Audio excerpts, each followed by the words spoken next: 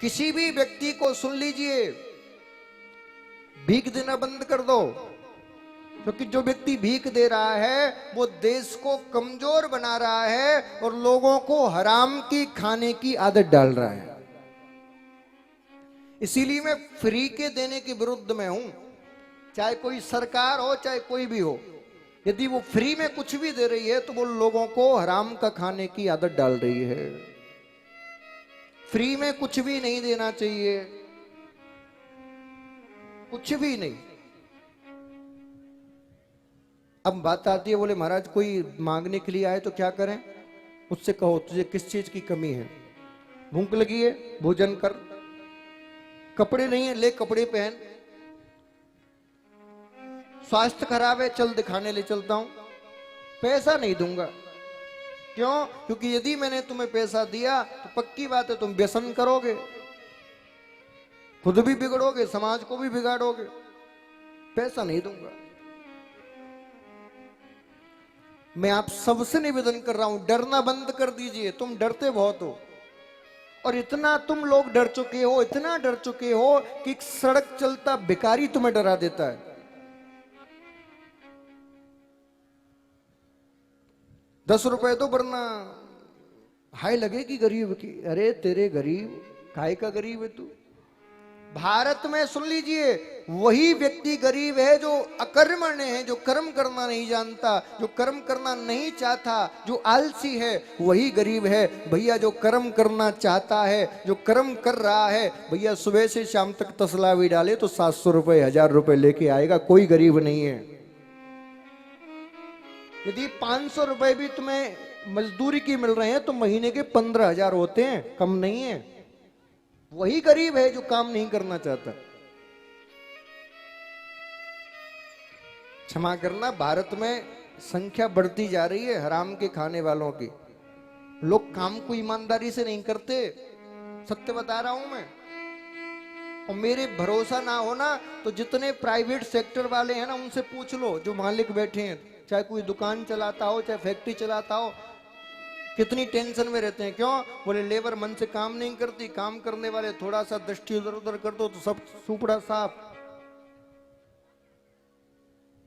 भारत में काम की कमी नहीं है, काम करने वालों की कमी है, ईमानदारी से। और सपने उनके करोड़पति बनने के। याद रखिए, यदि आपकी 8 घंटे की नौकरी है और आप 6 घंटे 7 घंटे या 8 घंटे काम करते हो, जीवन भर नौकर बने रहोगे, जीवन भर नौकर बने रहोगे।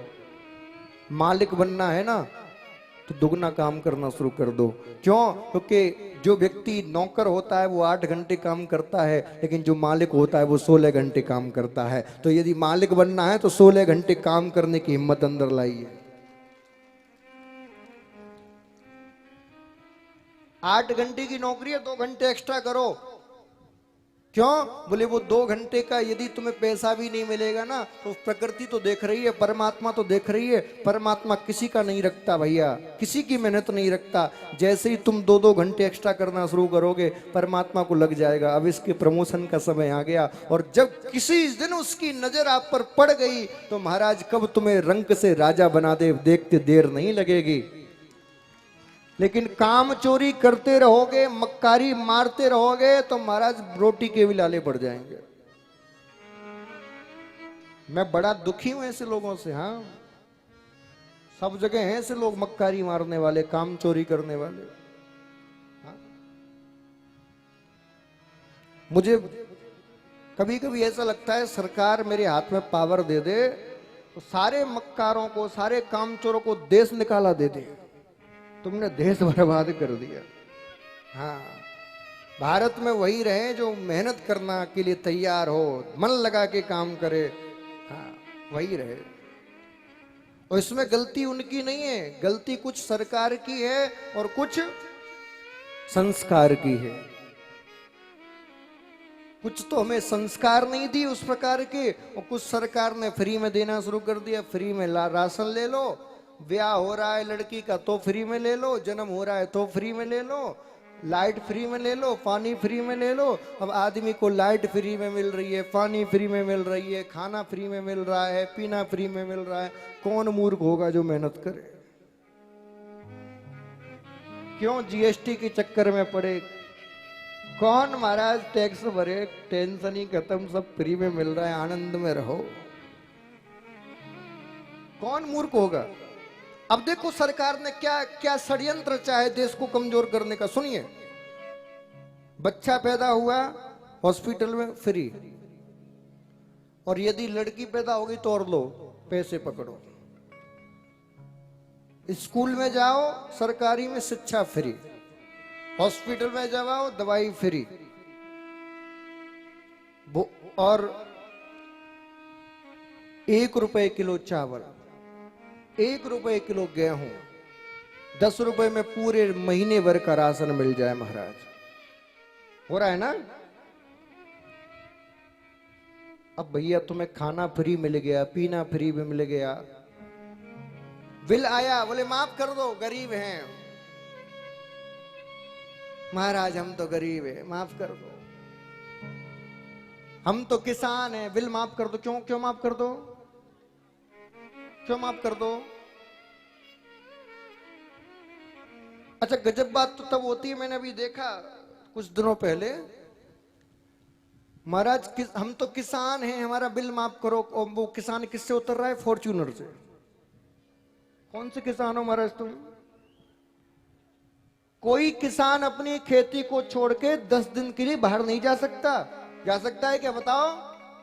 और महाराज 2 महीने से टके हैं, 56 भोग पा रहे, हम किसान हैं। अरे किसान हो तुम, दुनिया किसान हो जाए फिर। भारत में आज राजनीति नहीं हो रही, भारत में आज चारों तरफ भारत को समाप्त करने की षड्यंत्र रचे जा रहे हैं। मैं आपसे निवेदन कर रहा हूं, यदि जीवन में कुछ बनना चाहते हो तो चाहे कोई सरकार कितना भी दे रही हो, तुम फ्री का खाना और फ्री का लेना बंद कर दो, तुम्हारी बुद्धि का विकास शुरू हो जाएगा और तुम कुछ बन जाओगे। फ्री का खाना फ्री का लेना बंद कर दो। ये फ्री का खाना तुम्हारी बुद्धि की नसों को ब्लॉक कर रहा है। हाँ, स्वाभिमानी बनिए। ये बात मैं क्यों सिखा रहा हूं? क्योंकि सुदामा जी आपको यही उपदेश दे रहे हैं कथा में, स्वाभिमानी बनने का। सुदामा जी चाहते द्वारकाधीश के पास चले जाते, बोले मित्र मैं दुखी हूं, वो चना खा लिए थे इसलिए तो दिक्कत आ गई, 2-4 गांव दे दो। क्या द्वारकाधीश राजा नहीं बना सकते थे? तुरंत बना देते। लेकिन स्वाभिमानी मांगेंगे नहीं, मर जाएंगे। मांगन से मरना भला, मत मांगो कोई भीख।